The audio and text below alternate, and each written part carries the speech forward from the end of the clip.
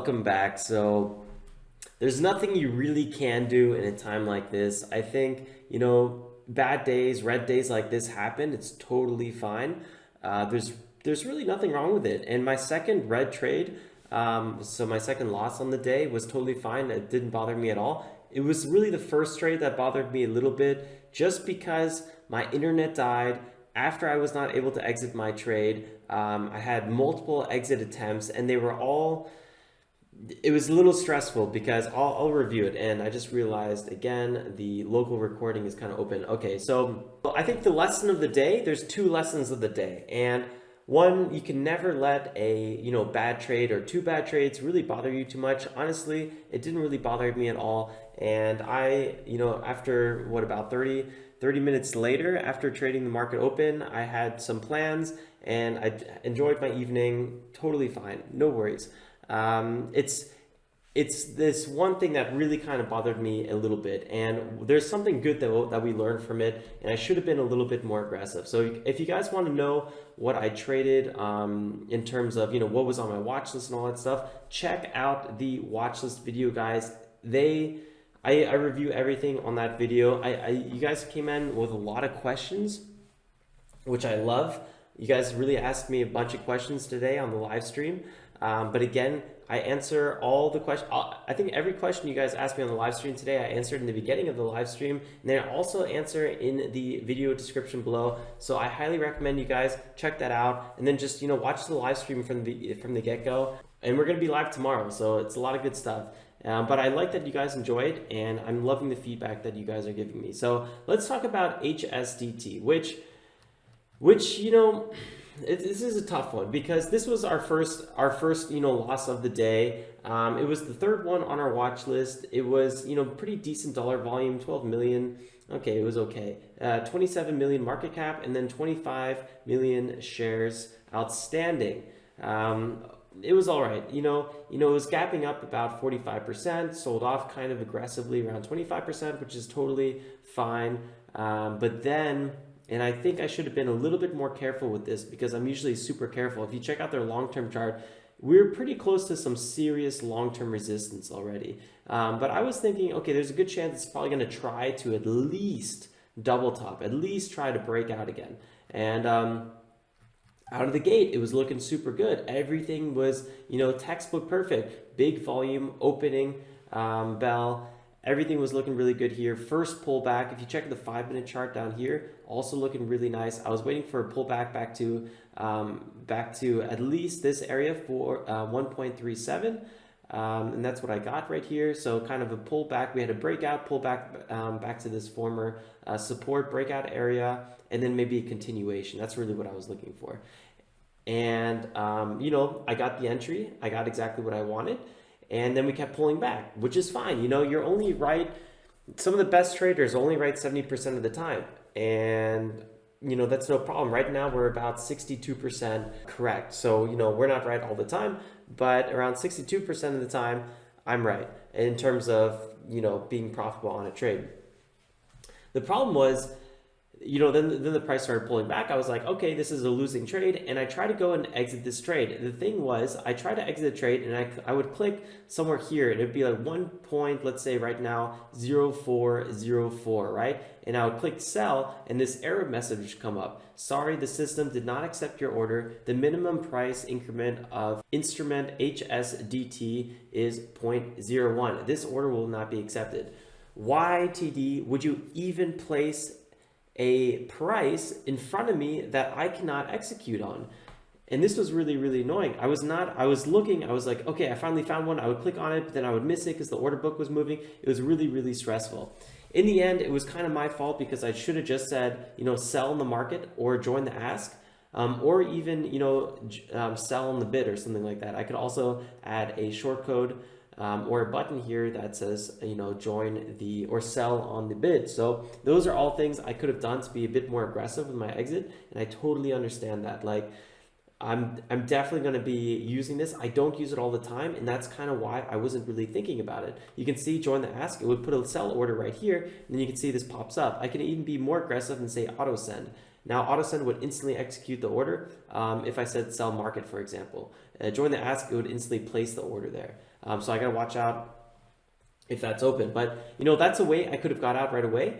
Selling the market is always really dangerous because I could have, you know, forced a low right here. And that happens a lot when you sell the market. You got to really, really watch out. But just joining the ask would have been really, really good. And if the order just kept on going down, I could have said cancel all and then click join the ask again, or, you know, move the order around as I felt was appropriate. But I was not able to get out of the position. And then it happened a few times. And this whole not being able to get out of the position thing was not something like that. It was, you know, oh, okay, down here, you know, I'm having some issues getting out of the position. It was happening in the first 10, 15 seconds where I could have got out for a 2, 3, 4% loss, you know, totally fine. There's nothing wrong with a small loss. But this loss ended up being 8% loss, and that really wasn't that great. And it's because, you know, I should have been a little bit more aggressive using these quick buttons here, but I was trying to use the order book and I kept on clicking on these these extended decimal places, and that was super, super annoying.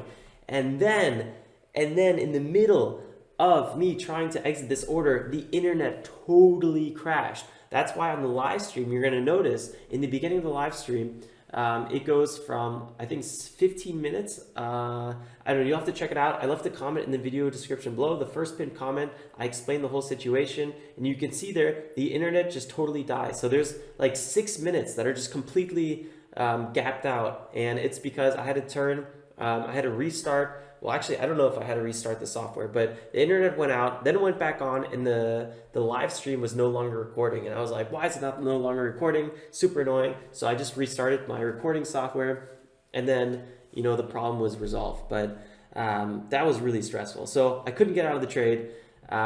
I was having issues at, putting the sell limit order in, and then the internet died, and then it was just catastrophe on all fronts. And this was really annoying. I mean, you know, I would do it over and over again. I have nothing wrong with the trade. It's just the whole execution and how everything happened on this trade really just kind of burnt a hole in my soul a little bit. So it's fine, you know, whatever. I'll move on. We're actually still green on the week. It's been a great week. Today was just one of those days where we're just like, wow, like, that was really kind of ridiculous. But I guess, you know, that's, like I say, that's the whole point of the small account challenge. So hopefully once we're trading, you know, with $10,000, $15,000, $20,000, these little mistakes, if they happen, you know, we're going to be able to react to them quicker. We're going to be a little bit more confident and knowing exactly what to do in every situation. So that's why we're doing a small account challenge. There's nothing wrong with it. And look, you know, we got out pretty nicely. I mean, if we kept holding this, we'd be super down from our position, and this would be a really, really serious loss.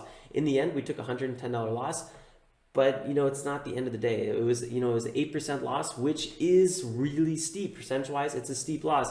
It was like the perfect storm of what could have happened. I was not able to get out of the trade, and then the internet died. I was like, you couldn't make it up, and it was really funny. I even had my friend watching me live on the other side. You guys won't see him, but he was like, wow, I mean, that was something that you couldn't even make up. It was like, I entered the trade, tried to get out, didn't work, internet died. I mean, it's like, what? But whatever. All right, I'm not going to keep talking about this one. Ultimately, you know, the pattern was clean and everything. I don't regret that I entered the trade. It was just, you know, this time it didn't work out. That's really all you can say about it. And then we took one more trade, NLNK. Not really that bad of a trade either. Again, this one was 81 million market cap. Dollar volume, $81 million volume, 34% up on the day. At least that's where it ended, which is much lower than actually where it started. 117 million market cap and 37 million shares outstanding. So, you know, exactly what we're looking for. And then again here, I was looking for a secondary breakout. Actually, let me just kind of start from the beginning. So let me pull up the 5-minute chart so you guys can see a little bit better what's going on here. You see the daily chart right here. And let me just zoom in a little bit here. So let me go all the way out and zoom in here. So again, you know, we're a big gap up. This one's a little overextended, and I was actually super cautious about this one because I was like, okay guys, this one's going to be a little overextended. We're, you know, breaking out from this 2.2 area, and now we're, you know, this is a big runner. I was expecting this one though to hit at least $4 or something like that, at least get close to it, which it kind of did, but it pulled back so heavy. And I should have been a little bit more cautious on this one because again, you know, that pullback it had, just that general resistance area up here is kind of strong. Not to mention, this is kind of the third breakout. Now that I kind of look at it in hindsight, and on the 5 minute, you can really see what I'm talking about. So we have stair stepper right here. We have breakout, consolidation, breakout, consolidation, breakout, consolidation. What am I trying to do? Look for a fourth breakout. And you know what? In my gut, I even kind of felt that this one was just not right. I don't know what it was today. I was not really on my A game. And this is why I don't like, blindly, getting aggressive, especially after a day where I was offline. So Wednesday, for example, I was offline. It was Christmas, blah, blah, blah, blah, blah. Had a really good time. So I came into the market. I was like, okay, I got to be really calm today. I shouldn't be aggressive. And at first I wasn't. I let all the pre-market trades go by me. I was totally fine with it. And then, finally, I don't even know what to say. I think today was just not a hot day in the market, and I traded a day that I should have been a little bit more calm. So yeah, big green opening bell right here, looking really good. Very small selling volume. Kept on dipping down a little bit, never really felt fully comfortable. I remember we had this little pullback right here, and I was like, this looks like it could be a secondary breakout. Boom, we got that secondary breakout, 12% run to the upside. Now we're starting to make some moves to the upside. And all Monday and Tuesday, we are having runners left and right. And here, we're having big runners. We're having like 80, 100% runners. And I was like, okay, this one's, building some momentum. It's already at around, 25, or no, at this point, I think it was like 40% to the upside. And usually things that are that high tend to go 50, 60, 70, 80. And I was just looking for a second breakout, and I wanted to sell before any $4. So I would have took profits really, really quickly. So I bought here on the pullback, which I was pretty happy about. It was a nice buy. But then it, just kept on pulling back right away, and we were instantly negative on this one. Well, not instantly, pretty quickly. But then on this one, we only took a $38 loss. I was like, okay, you know what? Trade's not going our way. Boom, cut our losses very quickly. And I was totally, fine. It didn't bother me whatsoever. And this one, as you can see, just kept on selling off. So we closed our position really, really nicely. I was super happy about, how this one ended. It was just that first one was just like, oh my God, it was like everything that could have went wrong in a trade somehow went wrong. But there you have it. Monday, we had a nice trading day. I felt like I traded pretty sloppy, but we walked away really nicely. And then Tuesday, I kind of also felt like I wasn't really on my A game. So this whole week wasn't really like perfect, but we're still up on the week. So what can you say? You can't really be upset. It was a little crazy because some of these opportunities, they were okay. They weren't really blow away opportunities, but then in the end of the day, we just got really unlucky in terms of how they were fully executed. So again, guys, you got to live your life. You gotta enjoy each day. And I think today was just one of those days where I was kind of geeking out a little bit, because I was like, wow, that was just so ridiculous, because we got hit on all fronts. And then I was like, okay, I gotta go. It was just like a really rushed day somehow. So a little bit of food for thought. But I think one thing, besides just the general, you can't take your trading back into your normal life, no matter how hard it is. I think the second thing is just like trying to learn something from it. And like I said in the beginning of this video, if I was to learn anything, it would be to get more aggressive on these buttons, because at first I was trying to click around here. I was getting this error message again and again. It was getting really, really annoying. And, I was constantly trying to press the right button, but, the order book was moving and I couldn't like snag it when I should have just said, join the ask. So that was one of those things I was not really thinking about. Or instead of joining the ask, sell the market or something like that. I don't know. There's many things I could have done. So there it is. I don't know. Now I'm a little bit more conscious on that. So I think we learned basically $140 lesson today. And now you guys learned it well. So leave a like if you guys appreciate that lesson. I know I definitely appreciated the lesson. I hope it doesn't come again, but that's just trading. Every day is new. So, subscribe if you're new here, if you want to check out more trading videos. I'll be trading again tomorrow morning. So I will see you guys then for the market open. Till next time, guys, stay safe, make some awesome trades. I'll see you then. Ciao, ciao.